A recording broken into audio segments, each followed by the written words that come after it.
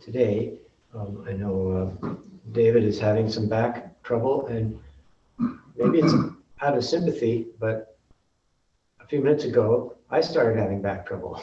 So perhaps one of the mysteries of sangha living. Anyway, it's not too bad. Also, there were some intimations of migraine this morning. So this could be one of those days it might have been better not to get up for, but there it is.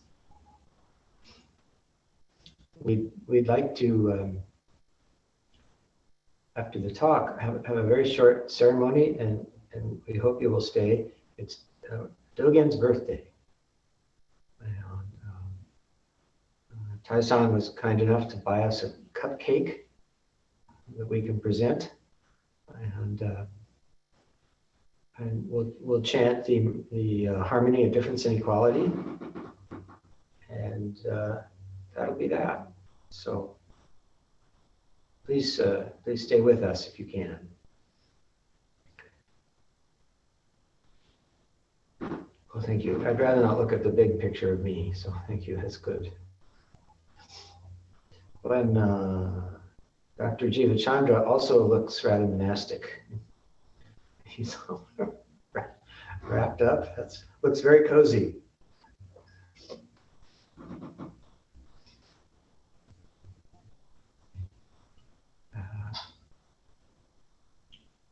As I was coming into the Zendo to do my bows, I noticed that I was walking in this way that I was taught.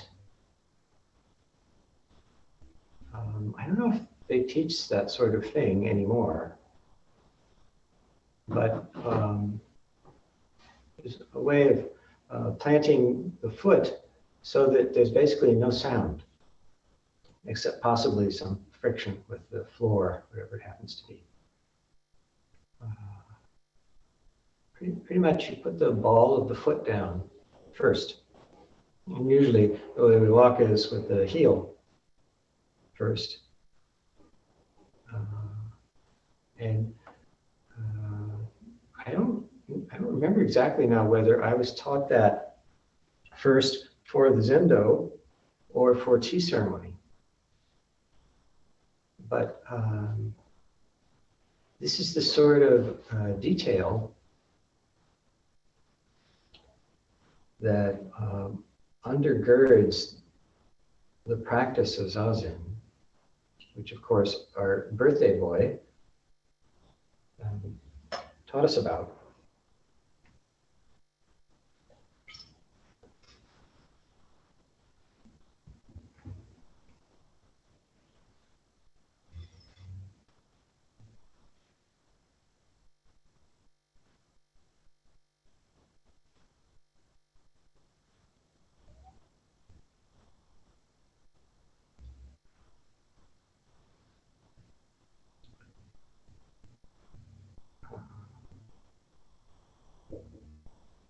One of the misinterpretations of Buddha Dharma that I think Dogen was quite clear about, but sometimes you hear people think that we don't exist,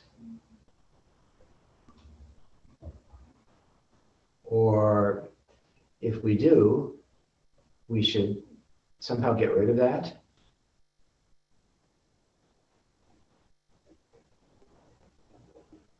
So we should be clear also as Dharma students that it's not that we don't exist.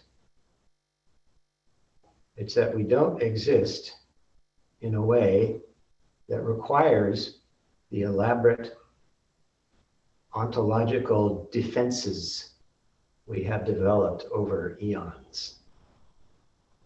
And that is, maybe some would say, a distinction without a difference, but I would say, no, it's critically important to understand that properly.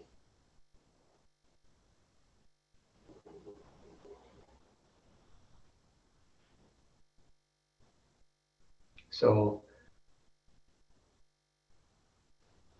how do we relate to such a teaching without it becoming a just a creed? It's just something that, a list of things that Buddhists believe, so we have to believe that. But of course, that was never Buddha's intention. And I think Dogen was pretty clear about that too.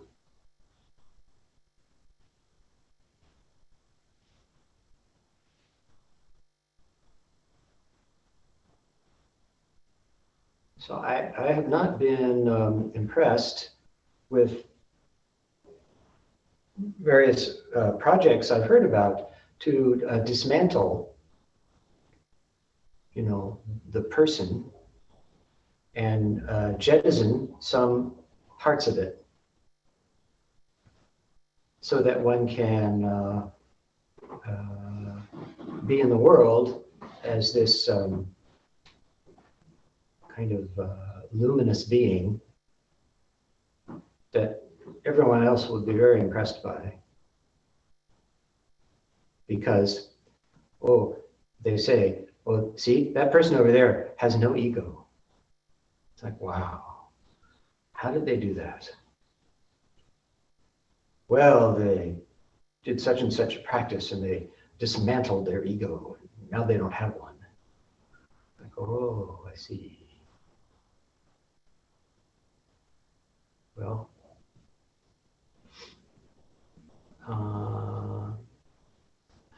I actually haven't really associated with persons who made that claim in my own spiritual life.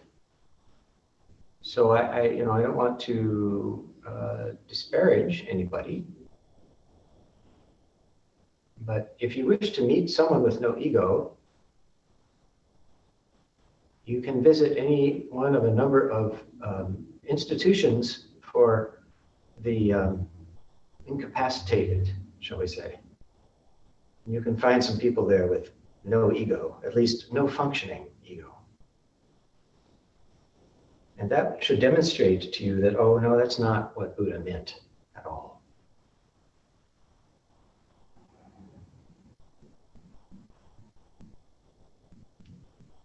However, we do have these elaborate setups,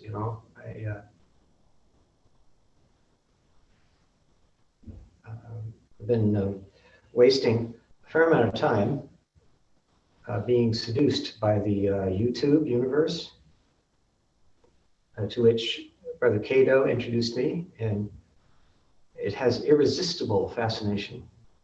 And lately, I've been ritually visiting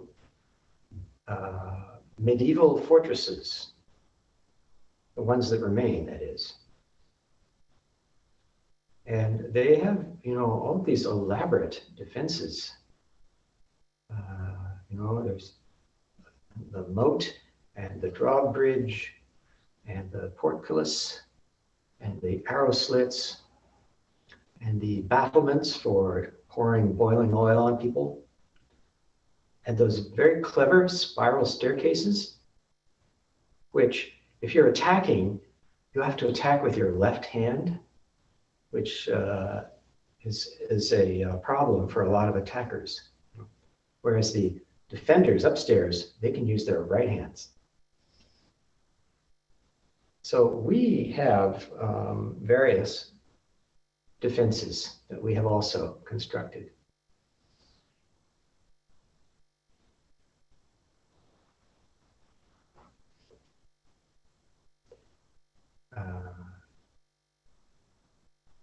But sort of the main one is this notion that in the middle of the fortress is someone who needs to be defended.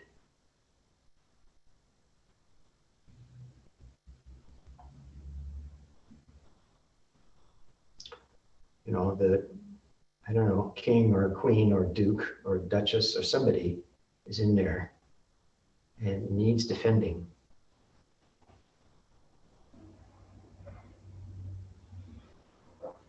So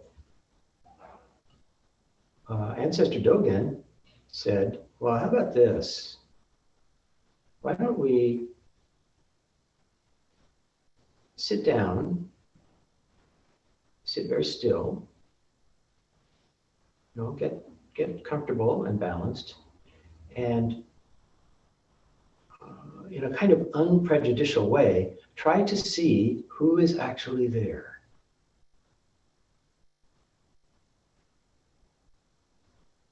Try to see who is actually there.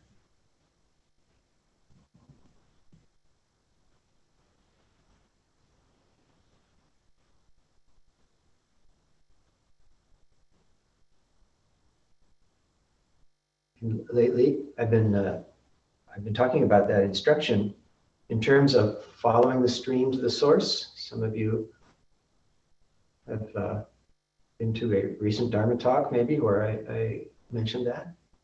So that's another way of saying, be still and just, without, saddling yourself with some kind of project, just kind of very easily just watch for who's there.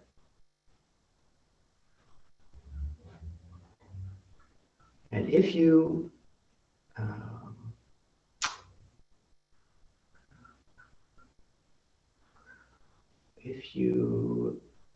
do this wholeheartedly, meaning you kind of bring all of your resources, invite them all to be present.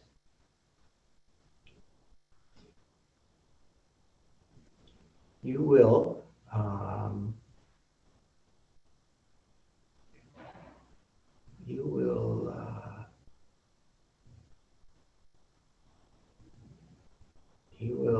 kind of erode the foundations of the the 10, you heard of the 10 samyojanas, the 10 fetters that bind up the project of the contingent self, the dependent self.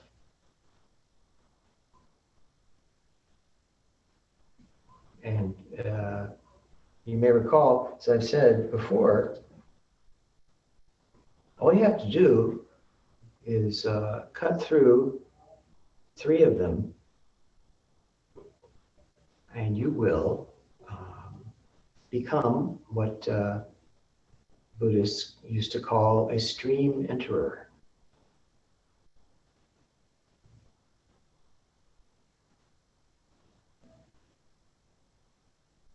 And as a stream enterer, you probably remember, you only have at most 7 rebirths before you will be completely liberated.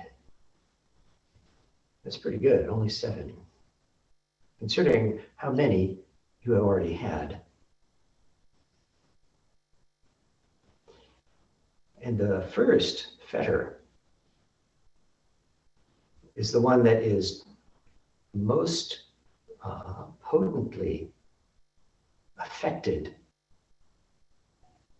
by the simple practice of sitting and watching who's there.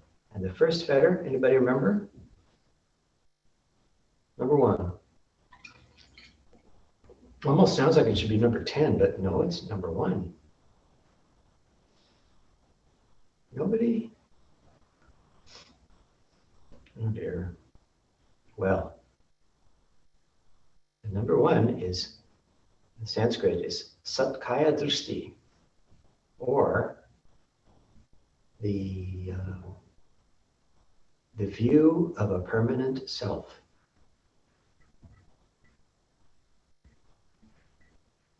That view will be eroded by the practice of Zazen.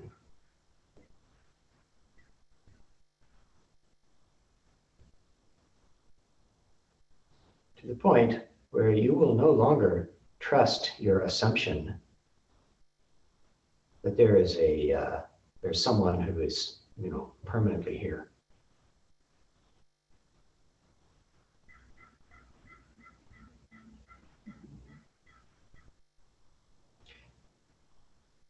I'm kind of speaking of this as though we're in the future, but I know that maybe all of you have already adopted this practice. And therefore, for each of you, Satkaya Drishti is being eroded.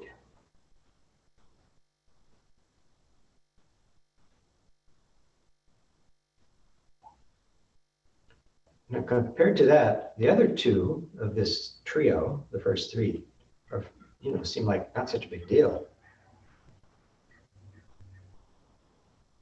So probably if nobody remembers number one, they won't remember two or three either. But anyway, two is, sometimes the lists differ a little bit, but I say two is called Shila Vrata Paramarsha in Sanskrit, which means relying on symbolic acts and religious promises as the gateway of liberation. So in other words, if you just go and offer incense 5,000 times or something, and then automatically you will be liberated. And Buddha said, that's not going to work. So all y'all who are faithfully attending these enormous Brahmanical sacrifices back in his day, if you think that's going to, blow open the gates of samsara for you, you're wrong. So don't do that. And then the third one, which I've talked about many times, is, anybody? Sanskrit is vichikitsa. Anybody remember that one? Oh dear. How about corrosive doubt? Does that ring any bells? Ah, okay. Yeah. Vichikitsa is the kind of sneering, snarling doubt that basically will make it impossible to practice. This corrosive, dismissive doubt, which is not based on anything but certain a priori notions about reality and bad temper. That's really it. There's nothing to it. So, your practice of the Buddha way will address these three fetters such that sooner or later you will enter the stream. And once you do that, there you will remain. There's no going back to the hopeless life of the sentient being who has never heard of Buddha Dharma. So that's a pretty good deal.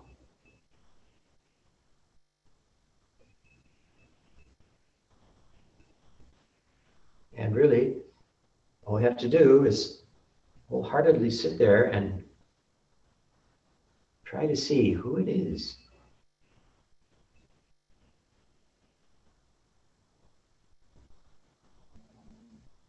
Follow the stream to the source and sit there and watch who it is.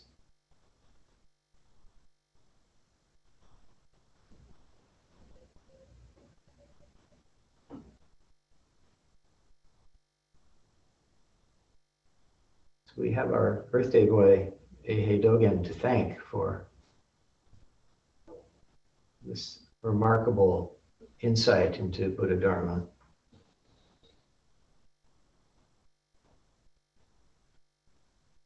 We're, we're contemplating our next study text for our study hour, and I think the votes in favor of Dogen are kind of accumulating. So I'm sorry if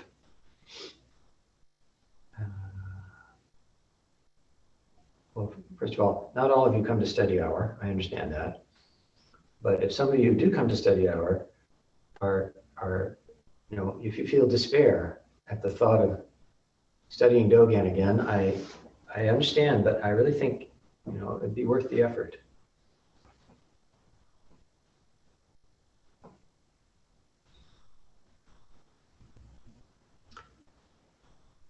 He was pretty much a genius after all.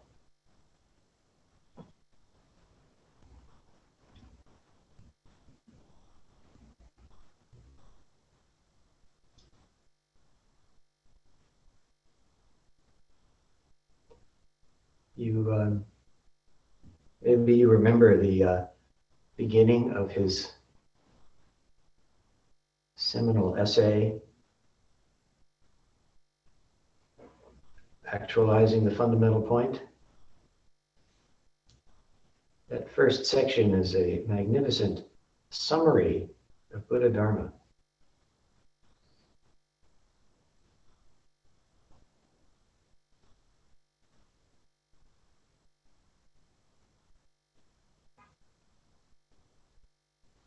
You see, maybe I don't remember it.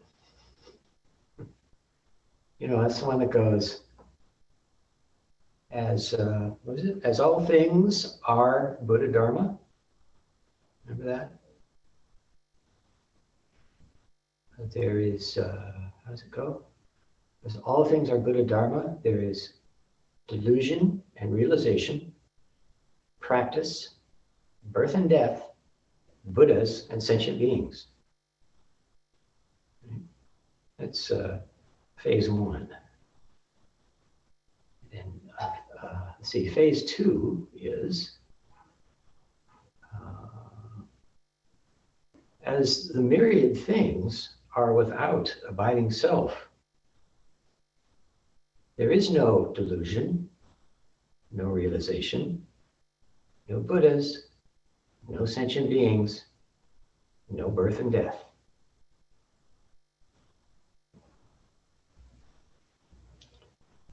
Let's see, then there's phase three, which is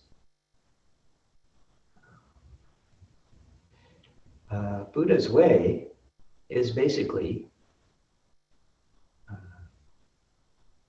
leaping free of one and many.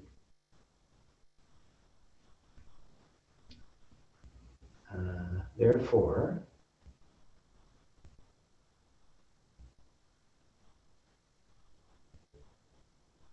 there is delusion, realization, birth and death, sentient beings, and Buddhas.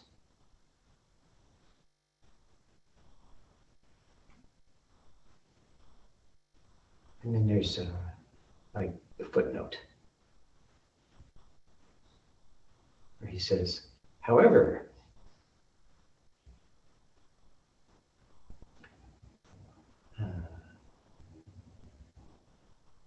flowers fall with our attachment, and weeds spring up with our aversion.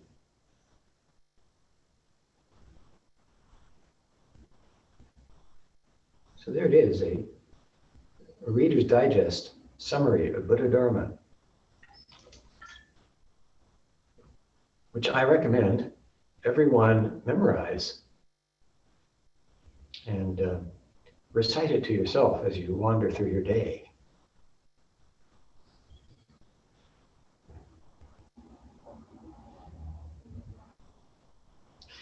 that is as succinct a rendition of Buddha's teaching as I have ever heard.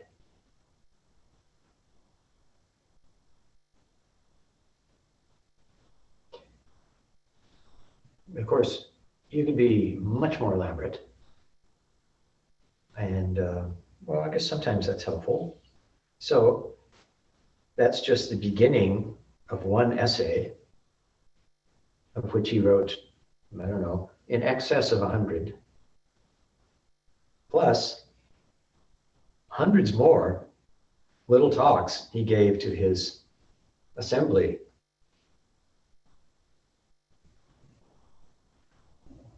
But still, it all kind of comes back to that little section there.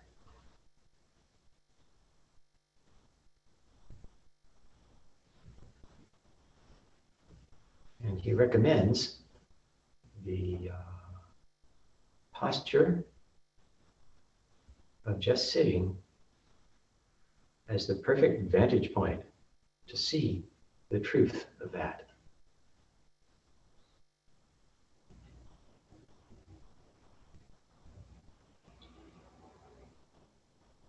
So basically, that's why we're giving Dogen a cupcake today. Thanking him for being born. And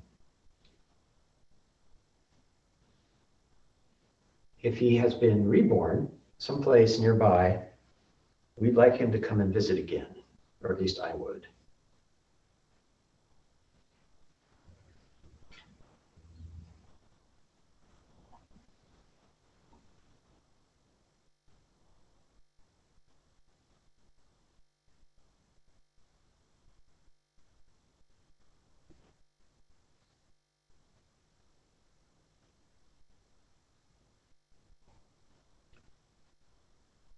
I don't have much opportunity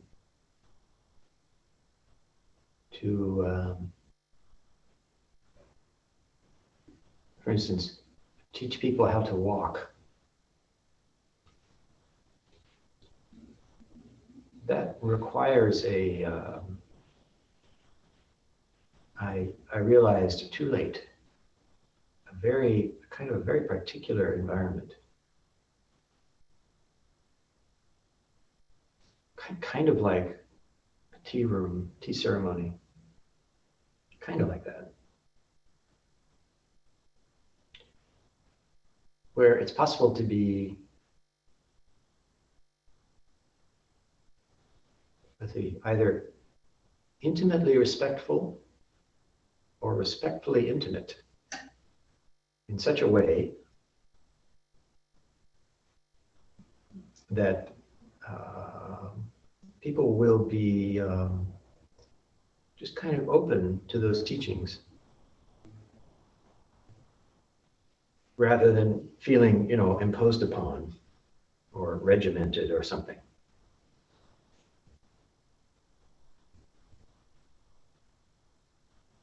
So that's okay.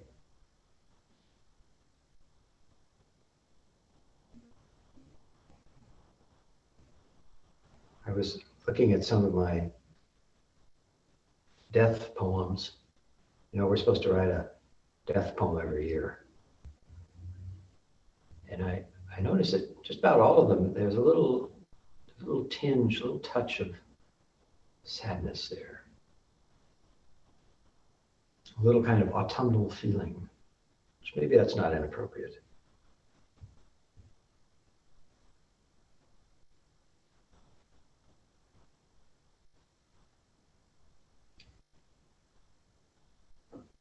But when composing a death poem or contemplating another birthday, at least at my age,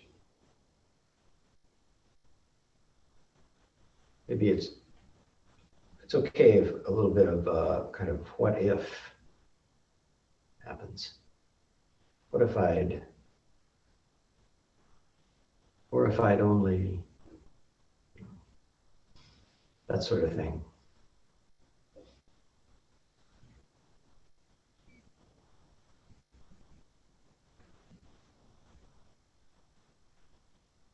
And then if you can maybe you can kind of turn it into a poem, it won't have a kind of a toxic quality.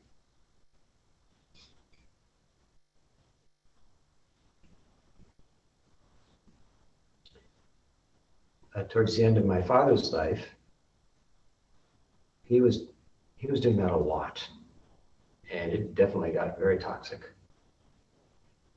So I don't want to go that route.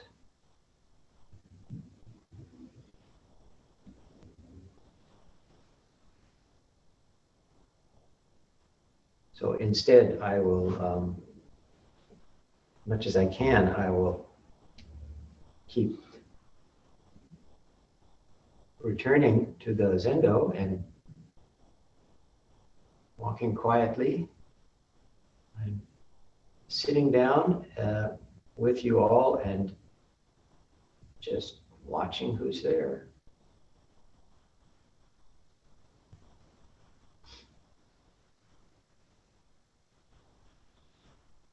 Sitting at the remarkable source with all of you guys.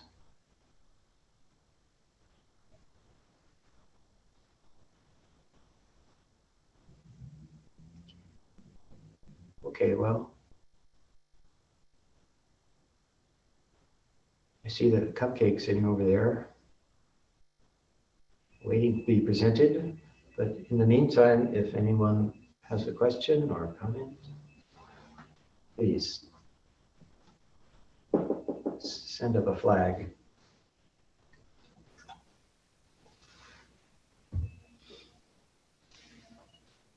Reverend Myō, can you repeat those 2 lines? Oh, from the Dogen's essay? Yes, please. Gosh, I don't know. Let me see. I'll try. Let's see. As all things are Buddha Dharma, there is delusion and realization, practice, birth and death, Buddhas and sentient beings. That's 1.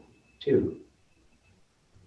As the myriad things are without abiding self, there is no delusion, no realization, no Buddhas, no sentient beings, no birth and death. 3. Buddha's way is essentially leaping free of the one and the many. Therefore, there is delusion and realization, birth and death, sentient beings, and Buddhas. And then the footnote. However, flowers fall with our attachment, and weeds proliferate with our dislike.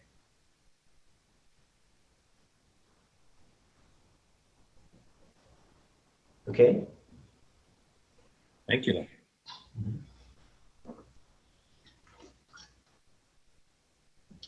It's right there at the beginning of Genjo Koan, or as it's called in English, actualizing the fundamental point. Actualizing the fundamental point. Thank you very much. Perhaps I think it's his finest essay. Dr. Jivachandra, did I see a hand? I did. Yeah, my experience of myself lately and of many other people is that there's some very sort of predictable repetitions and patterns in the way that people will behave or that their thoughts will move. And what can look at them and think that they can be changed, and maybe they can a little bit, but my sense is usually it's not all that much. So how does that relate to this idea of a permanent fixed self that we're not supposed to be able to find when we look? Mm-hmm. Well,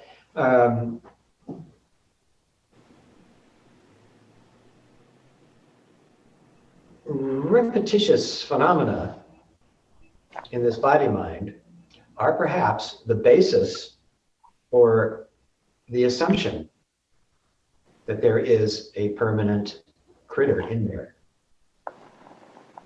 However, Buddha did make a pretty good case for saying that you cannot find that person. Just maybe you'll see this or that repetitious phenomenon, but there is no permanent person there to carry that. All there is these repetitious phenomena. And that cannot constitute a self. Except in the most, mechanical fashion. Ontologically, there is no stuff there. So a habit does not a person make.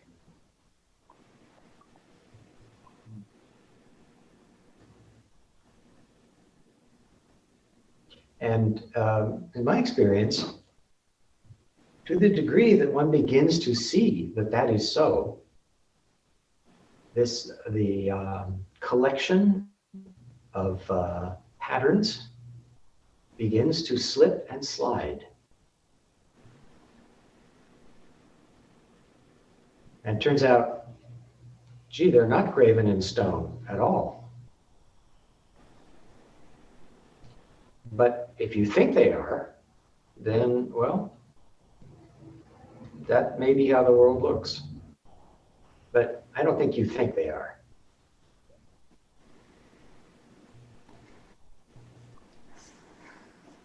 How are you going to keep them down on the farm once they've seen Paris? And you've seen Paris, so sorry.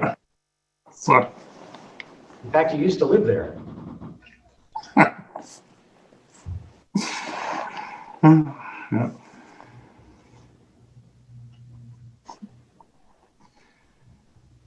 Tendo-san.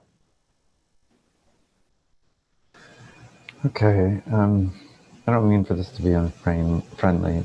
I feel like I'm always accusing Dogen of being cranky, but I feel cranky. A lot of this is bringing up just so much of this stuff, like the walking with the balls of the feet first, and like this, it's not a polarity, but these things of like control and relaxation. And very often for me, I walk into these Zen environments and it's just seething with this aspect of hypervigilant control and just this desire to completely do everything perfect. I'm not gonna fuck anything up. Damn right, this is all going exactly how I want. I'm not going to be angry. I'm not going to like do any of this stuff. I'm going to be equanimous, and it's all going to, whatever bullshit you want. And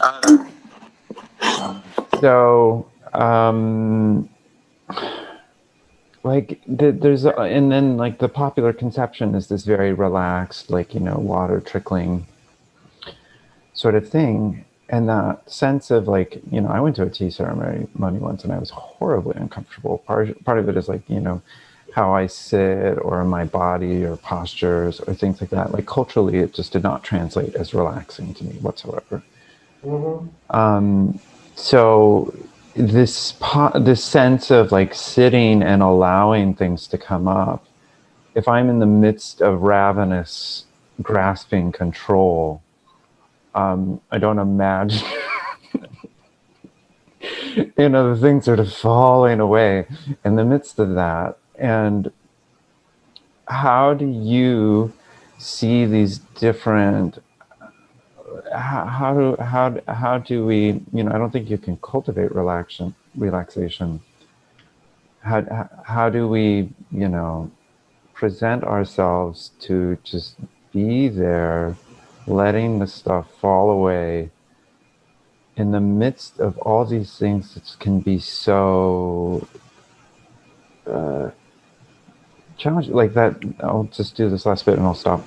Like the piece about like walking on the floor, it's like, why is it that if my foot makes a sound, that is somehow kind of, the implication to me is like that's impinging on someone else's space. I'm here, like this person has a right to be here as much as I do. Why is there you know, why are we not, you know, sort of celebrating the sound of people walking together? Why this sense of invisibility or whatnot? So I'll stop. Yeah, well, that's quite a chunk there. That bit about I'm gonna get this right, and I'm just gonna do this perfectly, or you know, come hell or high water. I tried that for quite a while and failed, and that occasioned a good bit of misery until I pretty much gave up and just, you know, like they say, one day at a time, finally, one step at a time. Just like, you know what, why don't I just kind of do what they say and see how it goes? And why don't I stop trying to relax? And, you know, every time I just sit there and see what happens. And maybe what happens is not my idea of relaxation. It's like, well, all right, it's too bad. How about just sitting there is a way of actually surrendering my agendas? And it turned out to be so, from my point of view. In terms of, you know, why can't we just, you know, make joyful noise when we walk in the Zendo? Well, there are places where that's certainly possible, you know, even encouraged. And if that's helpful to people, I'm sure Shakyamuni Buddha would say, go for it. But for those of us in the kind of the kind of crudely muscular West, it's actually pretty helpful to learn a subtler way of moving in the world, that's all. But it does not have a morally superior valence. It does not. And I know sometimes it's presented as if it did, but it does not. It's just another kind of exercise, and one that I found helpful. But finding it helpful is not, you know, you can't force that on someone else. So is there some more dialogue we'd like to have on that? I mean, it's okay. It's a, you know, a big topic you introduced and a worthy one, but it's a little difficult to compass that in a short amount of time.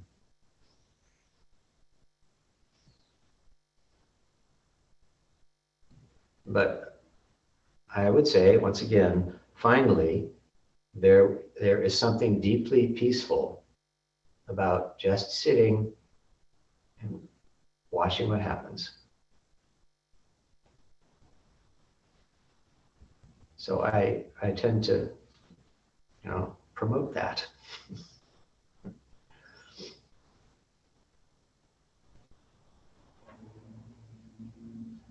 Anyway, I'm happy to talk with you further.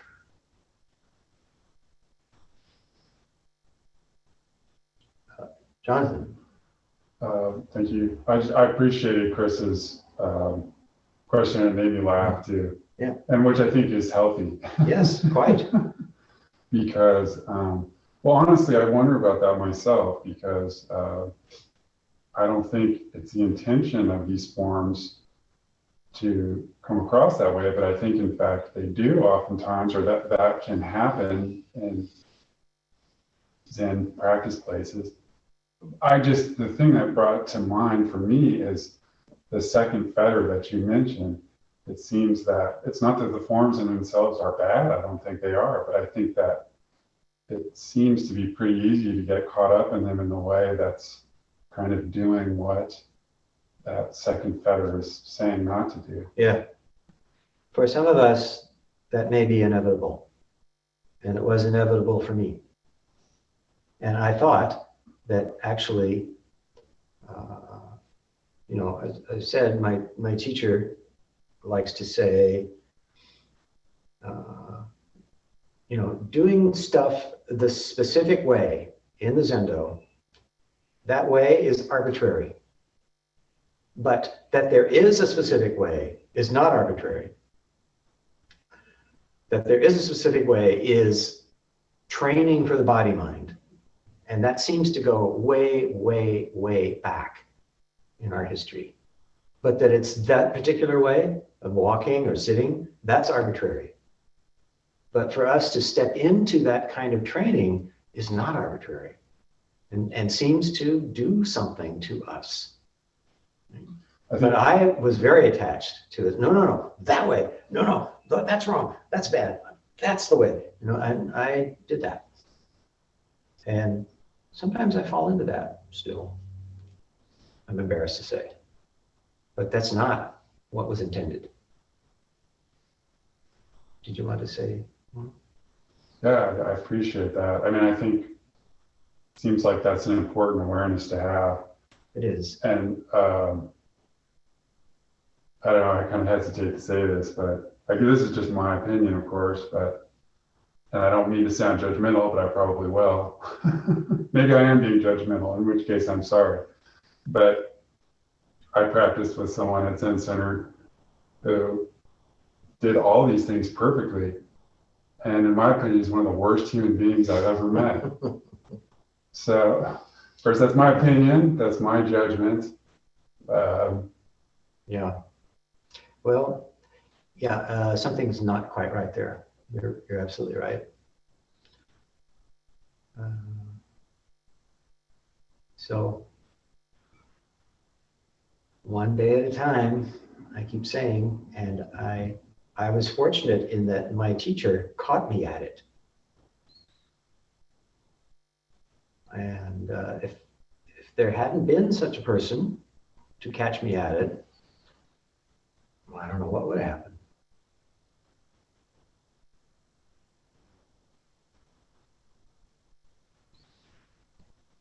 I apologize for my judgmental expression. It's all right. Well, maybe we'd like to present our cupcake now,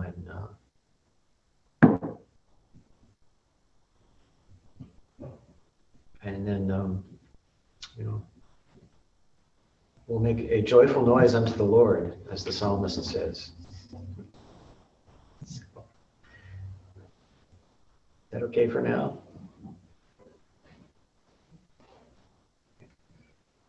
Thank you very much.